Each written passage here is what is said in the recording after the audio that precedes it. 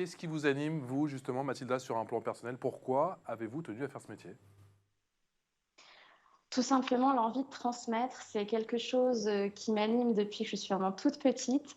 J'aime beaucoup apprendre des choses et les transmettre en retour et voilà, transmettre des connaissances. Donc ça, avant tout, le plaisir de transmettre. Christophe?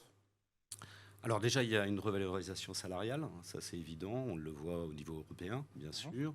Un petit Effectivement, peu à la traîne, ah, je le dis, hein, mais un petit grandement peu, à la hein, un retraite, petit peu, hein, grandement à la retraite. voilà, non. Effectivement, il y a un problème de soutien de la hiérarchie, et on le voit d'autant plus ces 5 dernières années passées où la répression syndicale a été extrêmement forte vis-à-vis des enseignants qui contestaient les différentes réformes et mesures qui ont été mises en place avec le dernier ministre. On n'a pas l'impression que ça va changer avec notre nouveau ministre Papendiaï. Donc on est Pourquoi? confronté... Vous avez- Parce que je pense qu'on est toujours dans la On même dit souvent que logique. c'est l'anti-Blanquer, vous avez le sentiment qu'on est dans la continuité, Non mais, c'est le même staff? non mais alors à ce niveau-là, il ne faut pas se faire d'illusions. Les équipes de Jean-Michel Blanquer sont restées en place. Donc on a changé le ministre, mais effectivement les directeurs des services, etc., sont toujours les mêmes. Donc on n'aura Ceux pas qui une... tiennent les rênes? On n'aura pas une modification de la politique qui a été menée pendant 5 ans, et les enseignants ont été en souffrance pendant 5 ans.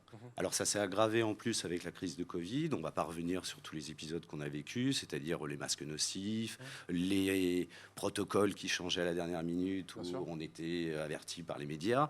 Enfin, on a été maltraité pendant 5 ans, donc là, il y a vraiment des choses à faire, et d'ailleurs, il y a une revendication qui est forte des enseignants à ce niveau-là. Après, on fait ce métier parce qu'on aime transmettre. Voilà, Camille l'a bien dit. On a une volonté de vouloir former des citoyens, de développer leur esprit critique. Donc, il y a un boulot qui est considérable. Et on est des maillons importants de la vie citoyenne. Si on délaisse ça, moi j'enseigne en REP, donc je suis confronté à une misère sociale. Là, on a quand même l'impression de gérer la misère au quotidien.